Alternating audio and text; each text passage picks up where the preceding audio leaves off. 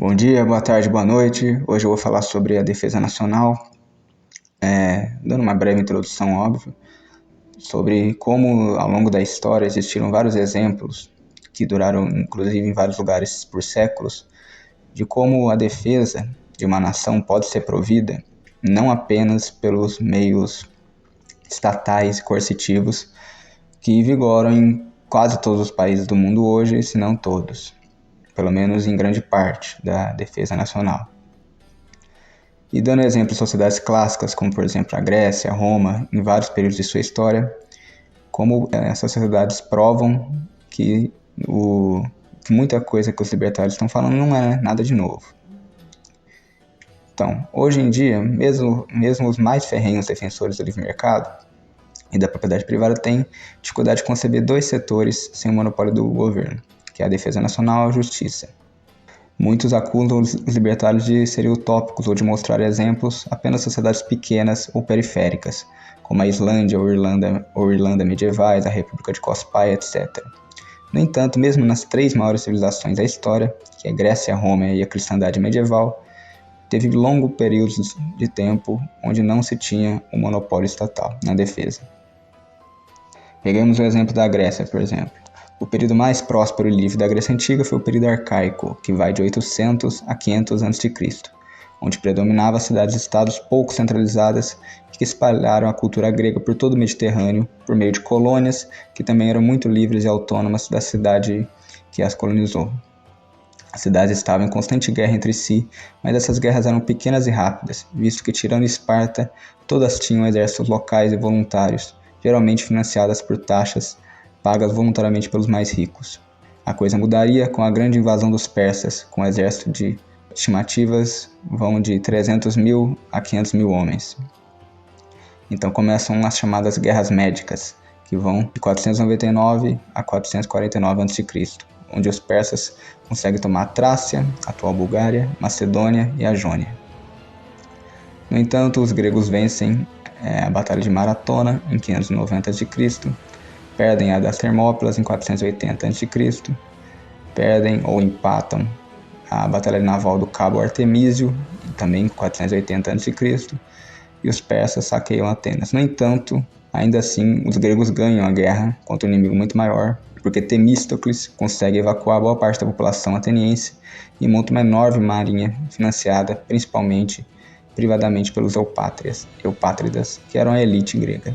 Ainda em 480 a.C., ocorre a famosa Batalha Naval de Salamina, onde Temístocles vence a marinha persa, obtendo uma vitória decisiva para os gregos. No ano seguinte, os persas foram totalmente derrotados na Batalha de Plateia e na de Mycale. Com isso, Atenas se torna o primeiro império marítimo da história. No entanto, a coisa não ficaria assim para sempre, porque em 478 a.C., os gregos criaram a Liga de Delos, onde Atenas e várias outras cidades-estados contribuíram com dinheiro num fundo em comum, que seria gasto pelos atenienses para fornecer uma frota e defesa geral para toda a Liga.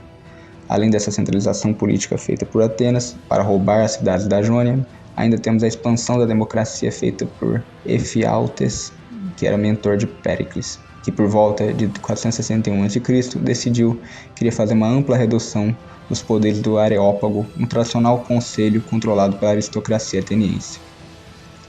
Péricles também propôs um decreto que permitia aos pobres assistir, entre aspas, gratuitamente às peças teatrais, com o Estado pagando o preço de seus ingressos.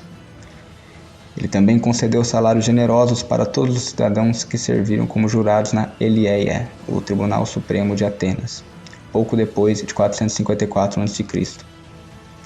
Além disso, com a derrota de Atenas no Egito, cidades da Liga de Delos, como Mileto e Éritras, se revoltaram contra os tributos impostos e foram reprimidas em 450 a 449 a.C. Por volta de 447 a.C., Clearco propôs o decreto da cunhagem, que impunha pesos, medidas e a cunhagem de prata a todos os aliados.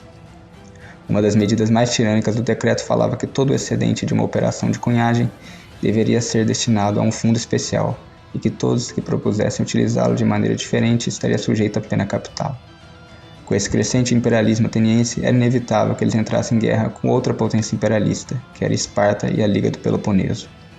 O conflito começou com uma espécie de Guerra Fria, até escalar para a Guerra Aberta, começando então a famosa Guerra do Peloponeso, que durou de 431 a 404 a.C. Ela rapidamente se transforma numa guerra total, onde todos os recursos são consumidos para destruir o inimigo. Antes da Guerra do Peloponeso, Atenas tinha apenas uma taxa para a defesa chamada liturgia, que era voluntária e paga apenas por 1% da população, que eram os mais ricos. Já essa guerra foi financiada por impostos, e teve de tudo. Teve assassinato em massa, traição, desastres estratégicos, dissolução interna e até uma peste, que durou 4 anos e dizimou 1/3 da população de Atenas.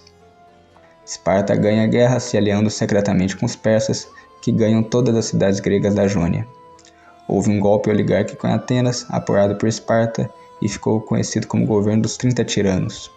A Liga de Delos é dissolvida, a frota ateniense é entregue a Esparta, a democracia é restabelecida em 403 a.C.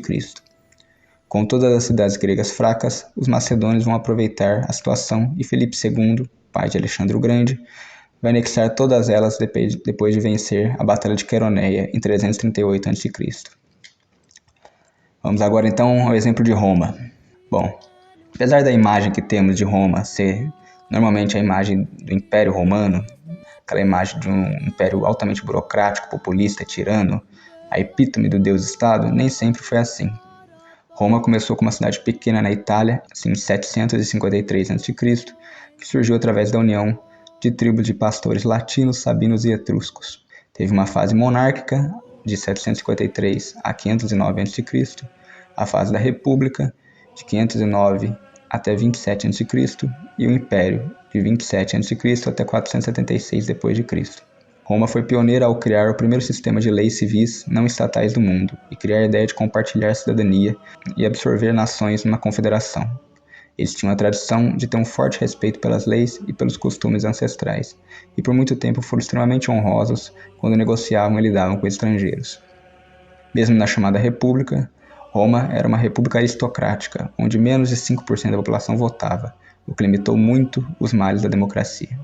Por muito tempo, a República foi um equilíbrio de forças aristocráticas, representada pelo Senado, forças monárquicas, representadas pelos 2 cônsules que eram eleitos anualmente pelo Senado, e as forças democráticas, que eram os tribunos da plebe, onde um contrabalançava o poder do outro e o povo era bem livre, para padrões da época. Só que então Roma começou a decair quando começou a deixar de ser aristocrática para se tornar oligárquica e democrática. A expansão de Roma pela Península Itálica era feita por guerras e por anexação pacífica, compartilhando a cidadania. Geralmente, até a época de Sula, que é 88 a.C., uma das únicas obrigações que as cidades da Península Itálica tinham com Roma eram de fornecer soldados, e podiam inclusive ter suas próprias moedas, costumes e leis locais. Desde a fundação, Roma sempre teve defesa e justiça privada. O alistamento nas legiões romanas por muito tempo foi voluntário, e quem tinham legiões eram as famílias ricas. Os plebeus ou pequenos proletários se alistavam voluntariamente e depois que acabava o conflito, dispersavam e iam fazer outras coisas, cuidar da sua vida normal. Porém, as coisas mudariam drasticamente com a Segunda Guerra Púnica, de 218 a.C. a 201 a.C., e com as reformas marianas, de 108 a 101 a.C. Como Cartago era uma civilização muito avançada, com marinha privada e exércitos mercenários, eles estavam disputando o poder com Roma pelo Mediterrâneo. Na Segunda Guerra Púnica, Aníbal consegue cruzar os Alpes e pega os romanos de surpresa pelo norte e vence várias batalhas, levando o sul da Península Itálica a se revoltar contra Roma. Os romanos inventaram de usar táticas de terra arrasada na Itália para deixar Aníbal sem recursos, e apesar de vencerem a guerra, foi a um custo muito alto, com a maior parte das mortes sendo de efeitos colaterais dessa tática. Quase metade dos cidadãos romanos morreram, e o campo e várias cidades foram completamente devastados. Para reconstruir, o governo romano confiscou as terras daquele que ficaram do lado de Aníbal e concedeu grandes extensões de terras em arrendamentos nominais ou aluguéis muito baixos. Quando a Itália começou a se recuperar da crise, o valor de rendas desses terrenos recuperou-se muito fortemente e ultrapassou largamente as rendas nominais ou muito baixas previstas nos arrendamentos. A outra solução foi vender muito da terra confiscada para os patrícios que tinham dinheiro suficiente para gastar ou arrendando em condições semelhantes às concedidas nos credores de guerra. Com isso, ao longo do século II a.C., vai surgir uma nova classe de grandes latifundiários que usavam principalmente trabalho escravo. Antes disso, a Itália era basicamente uma enorme colcha de retalhos, de pequenos e médios proprietários livres, e não havia muita diferença na prática do tamanho da propriedade de um patrício e de um plebeu. A escravidão existia, mas era mais rara, e passou a ser muito mais frequente e brutal com esse grande roubo de terras que teve no século II a.C. As cidades agora estavam sendo repovoadas por uma gigantesca classe de desempregados que passaram a viver na pobreza nas ínsulas e dependentes do Estado e suscetíveis a qualquer populista que irá aparecer, como os irmãos Gracos, Catilina, César, etc. Para completar, em 108 a.C., Caio Mário toma o poder e faz as suas reformas no exército. Mário faz o alistamento ser obrigatório e o exército permanente sustentado por impostos. Essas reformas foram feitas porque, como já foi falado, havia uma escassez de recrutas, por causa da destruição gradual da classe de pequenos proprietários livres. Ele acaba com a necessidade de se ter alguma propriedade para servir no exército e consegue juntar um exército permanente de mais de 100 mil homens. Durante 600 anos, Roma conseguiu se defender muito bem com essas milícias de pequenos proprietários. Esse passo dado por Caio Mário é muito importante porque agora existe um exército que pode ser usado para movimentos hostis contra a República Romana. Cada um desses novos soldados serviria a Roma durante 25 anos de suas vidas. Em troca desses serviços, se ainda estivessem vivos, esses soldados ganhariam terras e dinheiro. Com o passar do tempo, esses privilégios vão aumentando e as aposentadorias deles vão ficando cada vez mais vantajosas. É verdade que a maior parte da expansão territorial romana foi feita depois das reformas marianas. No entanto, isso foi à custa de subjugar populações inteiras, mesmo muitas delas nunca tendo atacado Roma. Muitos historiadores falam que a conquista da Gália por Júlio César foi equivalente a um genocídio. Além disso, com a oligarquia tomando o poder ao longo do século II a.C., vão ter várias guerras civis e ditadores surgindo, causando o grande morticínio do século I a.C. E depois, como o império não tinha regras claras de sucessão, cada vez mais governantes provinciais ou generais vão se rebelar e se autoproclamar imperadores, marchando para Roma para destituir o atual. As guerras civis mais brutais foram na Batalha de Crisópolis, em 324 d.C., com 85 mil mortos, e na Batalha de Mursa, em 351 d.C., com 60 mil mortos. Além disso, cada vez mais o exército ficaria caro e ineficiente, com equipamentos ficando velhos e soldados mal treinados. Para se ter noção, estima-se que em 395, 60% do orçamento do Estado romano ia para as legiões. Com legiões fracas, caríssimas e com 90% da população estimada na miséria no final do Império, do período de 360 a 476, a queda do Império Romano do Ocidente era inevitável e ocorreu de uma forma muito semelhante à queda da União Soviética, caindo sobre o peso do próprio Estado e burocracia. Veremos agora então o exemplo do apogeu da humanidade, que é a cristandade medieval. Depois do turbilhão que foi a queda de Roma, caberia à Igreja reerguer e elevar ao máximo a civilização ocidental. A Alta Idade Média seria marcada pela ruralização da população e pela Igreja cristianizando os novos reinos bárbaros e criando uma nova civilização que seria posta à prova. Essa nova nobreza feudal, ungida pela Igreja, conseguiu resistir às novas invasões vindas dos muçulmanos, magiares e vikings, além de resistir a novas pretensões centralizadoras, como a de Carlos Magno e do Império Carolíngio. No ano 1000, já havia uma nova civilização pronta, muito melhor do que a Grécia e Roma foram. Os povos pagãos, como os vikings e magiares, foram cristianizados, a descentralização feudal e o direito canônico foi consolidado, os limites entre o poder temporal foram estabelecidos, sendo submetido ao poder espiritual. A escravidão praticamente foi extinta ao longo dos séculos V ao X, existindo apenas no Mediterrâneo e regiões na fronteira com o mundo islâmico. Surgiram universidades em toda a Europa, que evoluíram das escolas catedrais e monásticas.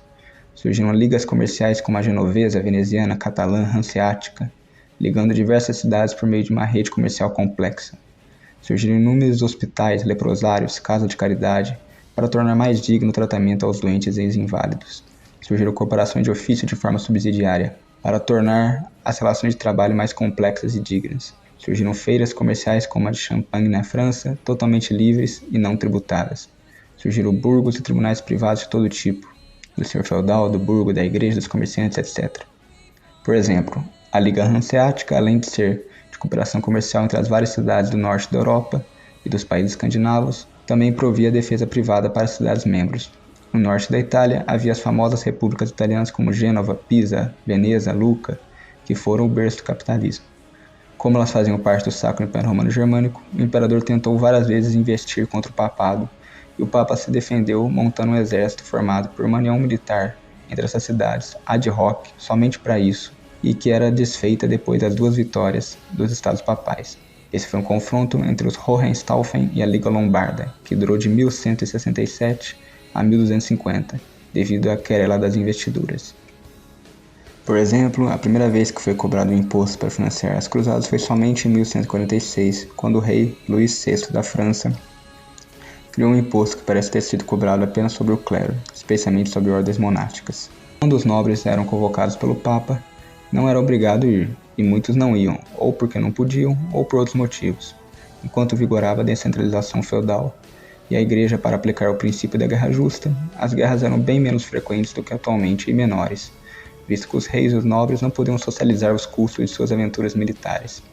Nunca houve um período mais pacífico na história, como o século XI ao XIII na Europa medieval, onde poucas guerras aconteceram e geralmente eram contra os muçulmanos, para recuperar a Terra Santa ou, por exemplo, a Reconquista. Isso foi acabando conforme foram formando os Estados Nacionais ao longo do século XIV e XV. A Guerra dos 100 Anos, de 1337 a 1453, por exemplo, entre França e Inglaterra, foi uma guerra de transição entre a Guerra Medieval e a Guerra Moderna. O primeiro exército regular da Europa desde os tempos romanos foi organizado em 1445 na França, durante o finalzinho da Guerra dos 100 Anos, onde ambos os lados dependiam muito de mercenários. A França ganhou um exército permanente de 6.000 homens, que foi enviado para eliminar gradualmente os mercenários restantes que insistiam em operar por conta própria. Os reis franceses encontraram medidas alternativas para financiar a guerra, através de impostos sobre vendas e rebaixando a cunhagem, ou seja, inflação. E com isso, cada século depois do XV foi ficando cada vez mais violento, com cada vez mais guerras e guerras mais brutais, até chegar na Revolução Francesa em 1789 e começar a ter as guerras totais que estamos acostumados hoje, onde milhares ou até milhões de civis são mortos. Então é isso, obrigado a todos que assistiram, até mais.